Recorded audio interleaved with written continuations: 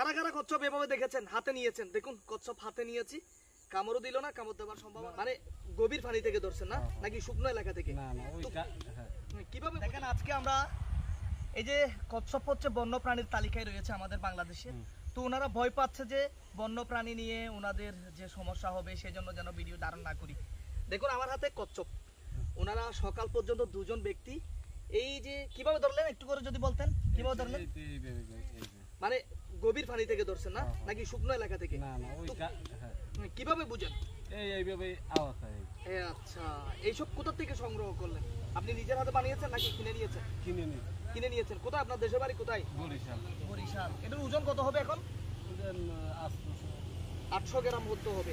প্রায় 3টা পেয়েছেন উনি। এই যে দেখেন উনি 3টা কচ্ছপ ধরেছে, যে বরিশাল থেকে আমাদের চট্টগ্রামে এসে ধরেছে 3টা কচ্ছপ। এখন মূল্য কত করে, কেজি মূল্য কত বিক্রি হচ্ছে? কেজি এখন ধরেন 600 টাকা। মাশাআল্লাহ। এই যে বন্যপ্রাণীর তালিকায় থাকার কারণে উনি ভিডিওতে আসতে চাচ্ছে না, তারপরেও আমি ভিডিওটি ধারণ করে দেখাচ্ছি যে আমাদের দেশে যে সমস্ত আমরা অনেক সময় দেখি এইসব যে আপনার শুকনো জায়গার মধ্যে, যেহেতু শীতকালীন সময়ে গভীরে চলে যায়, মাটির নিচে চলে যায়, তাই না? আপনি যখন এই যে কচ্ছপের পিঠের উপর পরে আপনারা বুঝতে পারেন যে এখানে কচ্ছপ আছে।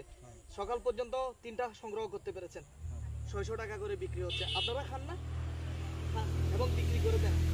আচ্ছা, এমনি হাটে কামড় দেয়। এই যে দেখেন কচ্ছপের খামর দেয় যে জানি, তবে কচ্ছপের এই যে পা আছে, পা দিয়ে আঁচড় মারে, দেয় না আপনাকে? এবং কোমর কোন দেয়নি?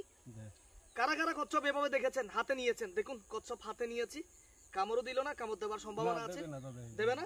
আচ্ছা, তারপর এই যে পা, 4টা পা আছে, গরমের দিনে কচ্ছপ কামড় দিবে, ঠান্ডার দিনে দেবে না। ধন্যবাদ আপনাকে। তাহলে আপনারা কোথা থেকে আসলেন? যে বরিশাল থেকে।